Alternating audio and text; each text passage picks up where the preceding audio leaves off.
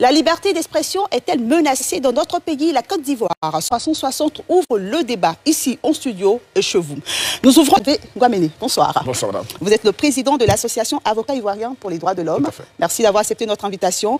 Juste à côté de vous, nous avons André Silver Kono. Bonsoir. Bonsoir. Journaliste et fondateur d'Ivoire Hebdo. Maître Ouraga. Bonsoir. Serge Olivier Ouraga. Bonsoir. Bonsoir, madame Diba. Avocat et porte-parole du COGEP. Juste à ma droite, docteur Adjelou Christian. Bonsoir. Bonsoir. C'est un plaisir de vous retrouver. Vous êtes enseignant-chercheur en droit à l'université Félix Houphouët-Boigny. Et puis Serif Tal, bonsoir. Bonsoir. C'est votre première à NCI 360. Effectivement. Vous êtes entrepreneur et activiste des réseaux sociaux. C'est ça. Atu Banga, bonsoir. Bonsoir. Historien, a-t-on besoin de vous présenter encore? Ça va. D'accord, merci d'être avec nous sur ce plateau. Messieurs, merci d'avoir accepté notre invitation. Nous allons ouvrir le débat dans quelques instants. Juste après ce reportage de la rédaction de NCI, le procureur de la République s'est entretenu avec les administrateurs des pages quant aux dérives langagières observées sur les réseaux sociaux. C'est un sujet de Nadia Idja. Toute personne a le droit de liberté d'expression et de pensée. Cependant, la manifestation de ce principe s'exerce sous réserve du respect de la loi, des droits d'auteur, de la sécurité nationale et de l'ordre public. C'est l'essence du message qu'a voulu véhiculer le procureur de la République lors de cette conférence initiée à l'endroit des principaux acteurs des réseaux sociaux. Vous devez savoir que la Constitution ivoirienne proclame la liberté d'expression. Mais dans sa mise en œuvre, ce principe a des exceptions. Vous êtes libre de dire ce que vous voulez, sous réserve que ce que vous allez dire ne viole pas la loi. Ce moment d'échange a permis de mettre sur table la responsabilité des administrateurs des pages et sites, ainsi que leurs obligations face à une infraction sur leur page. Désormais, ils devront faire en sorte de ne laisser passer aucune infraction sur leur page ou panel. Quand vous engagez ces panels, si quelqu'un tient des propos injurieux, des propos qui tombent sous le coup de la loi, retirez la personne immédiatement et ayez à l'esprit que le procureur écoute. À compter d'aujourd'hui, on va monter à un niveau supérieur si d'aventure vous ne jouez pas votre partition en retirant ou en dénonçant ou en empêchant certaines personnes de faire des publications de fausses informations sur vos pages. Dans ce cas, désormais, on aura celui qui a fait la publication plus le responsable pour complicité. En initiant cette conférence pour sensibiliser, le procureur vise aussi un éveil de conscience pour prévenir les violences, alors que la Côte d'Ivoire aborde la période de sa présidentielle. Vous, les responsables de ces sites, je vous engage à faire en sorte qu'on ne voit plus ces gens d'appel, ces gens de propos haineux, ces gens de propos qui mettent à mal la sécurité nationale, ces gens de propos qui portent atteinte à la cohésion sociale. Dans l'ensemble, la conférence du procureur a porté sur le cadre légal, les obligations des responsables des sites sur les réseaux sociaux, les infractions et sanctions encourues. Alors, c'était une rencontre entre le procureur de la République et les administrateurs des pages. Serif Tal, je vais commencer avec vous. Vous étiez à cette rencontre. On a entendu le procureur. L'entretien a duré plus de 2 heures. Et dans cet élément, on a entendu le procureur qui dit « Ayez à l'esprit que le procureur vous écoute ». Êtes-vous sorti de cette rencontre rassuré ou inquiet? Quelles sont vos impressions? Pas du tout rassuré, parce que je suis arrivé à cette rencontre avec des interrogations et j'en suis sorti encore avec plus d'interrogations. Et là, moi, en tant que blogueur ou activiste, ma page est un profil. Par exemple, ce n'est pas une page, des pages communément appelées pages, c'est un profil, mais qui a le rôle de page. Mais vous voyez, dans ce profil, je n'ai pas de possibilité, par exemple, de nommer un modérateur.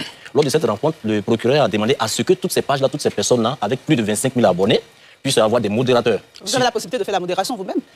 Justement, j'ai cette possibilité de faire la modération. Mais vous imaginez combien de posts je peux faire souvent par jour et combien de commentaires je reçois. Et là, je ramène même les faits au procureur lui-même, qui, lors d'une interview, avait dit, on lui avait posé la question sur l'affaire du bac à verre à Yopougon. Il avait dit qu'il n'a pas encore vu ce dossier sur sa table. Avec tous les moyens régaliens qu'il a, il n'a pas pu voir ce dossier sur sa table. Et nous qui avons des milliers de commentaires, comment allons-nous faire pour contrôler tous les commentaires qui vont porter des outrages au chef de l'État ou au magistrat ou qui annoncent des faits illicites? Et là, il nous prend comme complices de ces commentaires. Et même si le poste n'est pas forcément diffamatoire ou injurieux, mais nous sommes complices de ces commentaires. J'ai fait des petites recherches et je me suis rendu compte que pour qu'il y ait complicité, l'article 14 de la loi numéro 2013-451 du 19 juin 2013, relative à la lutte contre la cybercriminalité, est complice celui qui, sciemment, par aide ou assistance, en a facilité la préparation ou la consommation de l'infraction. Si je ne suis pas, si je n'assiste pas à ces commentaires, je n'ai pas été là avec le faire commentaire. Pourquoi est-ce que je deviens complice? Plus loin, l'article 30 de la loi numéro 2019-574 du 26 juin 2019 portant code pénal est complice d'un crime ou d'un délit celui qui, sans prendre une part directe à sa réalisation, en connaissance de cause, 1. procure tout moyen devant servir à l'action. 2. aide ou assiste directement ou indirectement l'auteur de l'infraction dans les faits, qui la consomme ou la prépare. Okay. Après cette définition, dans le code pénal et, dans et sur la loi sur la cybercriminalité, en aucun moment je peux être complice des commentaires d'une quelconque personne, qui peut être des membres anonymes, des avatars, comme on le dit, des trolls qui sont abondants sur la toile. Encore, est-ce que je dois être responsable de cela? Alors, je vais plus loin. Allez-y, on vous écoute. Imaginons que j'ai une maison que je mets en location. La maison porte mon nom. Et là, un locataire se met à porter des injures à l'encontre du chef de l'État. Est-ce que je deviens complice de ces injures? Ce n'est pas parce que je lui ai donné la maison en location, il y a un bail entre nous, qu'il y a un lien forcément entre lui et puis moi. C'est à peu près la même chose. Donc là, et je suis allé encore plus loin dans l'article 46, 47, 48, 49 et 50 de la loi sur la cybercriminalité. L'article 46, les personnes physiques ou morales qui offrent un accès à des services de communication en ligne ou qui assurent même à titre gratuit ou mise à disposition du public ou par des services de consommation en ligne le stockage de données d'écrits, d'images, de sons et messages de toute nature fournis par des destinataires et des services ne peut voir leur responsabilité civile ou pénale engagée du fait des activités ou des informations stockées à la demande d'un destinataire de ces services. Je peux aller, après peut-être que je vais... Il y a beaucoup de choses à dire. Oui, jusqu'à l'article 50, je peux inviter les internautes et à chacun de nous d'aller les lire. Et plus loin, je me suis rendu compte que le procureur n'a pas beaucoup de connaissances sur le monde des internautes. Non, ça n'a pas beaucoup de connaissances. Peut-être que vous pensez que... oui, c'est ce que je pense, c'est mon avis. Non, de dire qu'il n'a pas beaucoup de connaissances, ce n'est pas respectueux de sa personne. C'est le procureur de la République, vous pouvez reformuler votre... Ok, j'ai retiré mes propos. Je voulais dire que peut-être qu'il y a des informations qui ont dû manquer au procureur de la République. Donc là, j'ai eu l'impression qu'il y a eu... il a confondu peut-être un profil personnel, une page et un groupe, parce qu'il y a plusieurs dénominations. Et sur Twitter, par exemple, vous ne pouvez pas nommer un modérateur sur Twitter. Du moment où plusieurs personnes peuvent partager, retweeter ou bien commenter vos publications. Okay. Et là, je termine par là. Je suis allé plus loin encore en allant lire la loi sur portant le régime juridique de la presse. Je me suis rendu compte, est-ce que le procureur n'a pas fait de l'amalgame entre un directeur de publication et des administrateurs ou des personnes ayant des pages? Plus loin, on va essayer de... D'accord, on va essayer. Merci pour cette intervention. André-Sylvain Conon, je viens vers vous parce que vous êtes journaliste et dans le cadre légal qui a été posé par le procureur de la République. Justement, il y a la loi portant régime juridique de la presse qui est concernée par toutes ces mesures. Analyse, commentaire? Non, oui, effectivement, ma page est concernée. J'ai des centaines de milliers d'internautes. Moi, j'ai une page officielle et puis j'ai aussi un profil comme celui de Serif qui a été mué en page en griffe professionnelle, voilà, mais ça demeure un profil privé. Alors, tout cela, en réalité, est parti de 2017. La loi portant régime juridique de la presse. En son article 103, déjà, épinglait donc les infractions résultant du contenu d'un message d'un internaute. Tout est parti de là. Et en 2017, les organisations professionnelles des médias, OPM, avaient fait une déclaration pour dire, attention, cette loi contient un projet répressif à l'avenir. Okay. Nous-mêmes, nous sommes montés au créneau pour dire attention, cela peut demain créer des problèmes. Mais qu'est-ce qui s'est passé en 2017? En 2017, le PDCI et le RDR étaient unis au sein du RHDP. Et la loi sur la presse, comme la loi sur la communication audiovisuelle de 2017, est passée comme lettre à la poste à l'Assemblée nationale. Il y avait une voix dissidente, celle de Yasmina Wenye, qui était alors une sorte de rebelle au PDCI, et elle avait été conspuée à l'Assemblée nationale. Ses autres collègues, y compris ceux du PDCI, se moquaient d'elle. Elle était pratiquement la seule.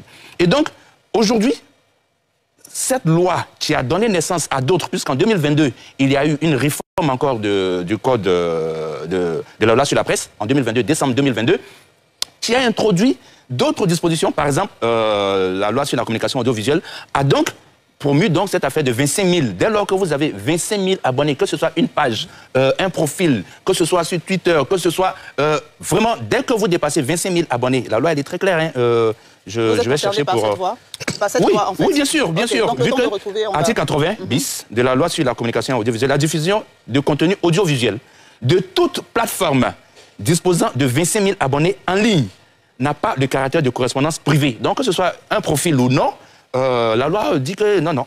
Et est par conséquent soumise au respect des principes généraux de la communication audiovisuelle. Voilà. Malheureusement, on est dans ce contexte où les indignations sont à géométrie variable. En 2022, au moment où la loi était en train d'être réformée, les journalistes se sont encore mobilisés. le PPACI, qui avait alors un groupe parlementaire, avait voté pour en commission. Avant que, suite à l'alerte du comité ad hoc mis en place par les journalistes, moi j'étais le rapporteur, le doyen Honoré Adeyedaï était le président de ce comité ad hoc. Après plusieurs lobbying, le PPACI a compris que, attention, il y a un problème et a voté contre, comme le PDCI, qui n'était plus en alliance avec le RDR, a voté contre en 2022. Donc, il y a cette forme de, si vous voulez, de géométrie, de position à géométrie variable des acteurs politiques sur des sujets pour lesquels le principe devrait être la règle, malheureusement. Et on est dans cette situation. Donc, ce que vous voulez nous dire, c'est la loi qui pose problème. Alors, personnellement, au niveau de la presse, nous, en 2017, comme en 2022, on a dit non. La loi est passée. OK. Maître Hervé Guaméné, heureusement qu'on a beaucoup d'avocats et de juristes sur ce plateau. On va certainement essayer de se comprendre. Donc, le procureur de la République, dans son intervention, d'abord pose le cadre légal dans plusieurs dispositions. Le code pénal, la loi sur la cybercriminalité, la loi sur le régime juridique de la presse, la loi sur la communication audiovisuelle. Il fait cette communication. Vous, qu'est-ce que ça vous inspire? Alors, déjà, il faut recentrer. Okay. D'abord, le sujet, c'est présidentiel 2025, sortie du procureur de la République. La liberté de la presse est-elle menacée? Tout à fait, c'est ça. Alors, liberté d'expression. La liberté d'expression est-elle menacée? Il faut partir du principe que la liberté d'expression fait partie des libertés fondamentales de l'homme. C'est des libertés qui sont associées, des droits qui sont associés à l'être humain, parce qu'il est être humain. Et ces libertés fondamentales, notamment la liberté d'expression, ont été proclamées depuis le XIXe siècle avec qu'on appelle ça la Déclaration française des droits de l'homme et du citoyen de 1789, ensuite la Déclaration universelle des droits de l'homme de l'ONU de 1948. Et cette liberté a été consacrée maintenant au plan international par des pactes, notamment le pacte international sur les droits civils et politiques, la Charte africaine des droits de l'homme, et au plan national par la Constitution, notamment l'article 19. Je voudrais, si vous permettez, dire l'article 19 du pacte international sur les droits civiques et politiques de 1966, qui dit ceci: nul ne peut être inquiété pour ses opinions. Nul ne peut être inquiété pour ses opinions. Toute personne a droit à la liberté d'expression. Ce droit comprend la liberté de rechercher, de recevoir et de reprendre des informations, des idées de toute espèce, sans considération des frontières, sous une forme orale, écrite, imprimée ou artistique, ou par tout autre moyen de son choix. L'exercice de liberté prévu au paragraphe du présent article comporte des devoirs spéciaux et des responsabilités spéciales. Il peut en conséquence être soumis à certaines restrictions qui doivent toutefois être expressément fixées par la loi et qui sont nécessaires au respect des droits et aux réputations d'autrui, à la sauvegarde de la sécurité nationale, de l'ordre public, de la santé ou de la moralité publique. Okay. L'article 19 de la Constitution dit pratiquement la même chose. Alors que l'article 19 dit ceci: la liberté de pensée, de liberté d'expression, notamment la liberté de conscience, d'opinion philosophique et de conviction de culte, sont garanties à tous. Chacun a le droit d'exprimer et de diffuser librement ses idées. Ces libertés s'exercent sous réserve du principe de la loi, des droits d'autrui, de la sécurité nationale et de l'ordre public. Donc, c'est des principes qui ont été proclamés, consacrés, et ces principes-là permettent à tout individu, à tout citoyen, d'exprimer ses opinions, d'exprimer ses pensées, de critiquer même des décisions, de critiquer l'action gouvernementale aussi longtemps qu'il reste dans le cadre de la loi. Alors, quand nous prenons la sortie du procureur de la République, nous comprenons que c'est un ras-le-bol à toutes ces dérives que nous remarquons sur les réseaux sociaux. Nous assistons à beaucoup d'injures, à beaucoup de diffamations, à beaucoup d'insultes grossières les unes que les autres. Mais en même temps, il faut faire très attention, puisque nous sommes dans un domaine très restrictif qui est le droit pénal. Et le droit pénal est consacré par des principes. Et l'un des principes, c'est celui de la légalité de l'infraction des peines. Et le deuxième, c'est celui de l'interprétation de la loi pénale.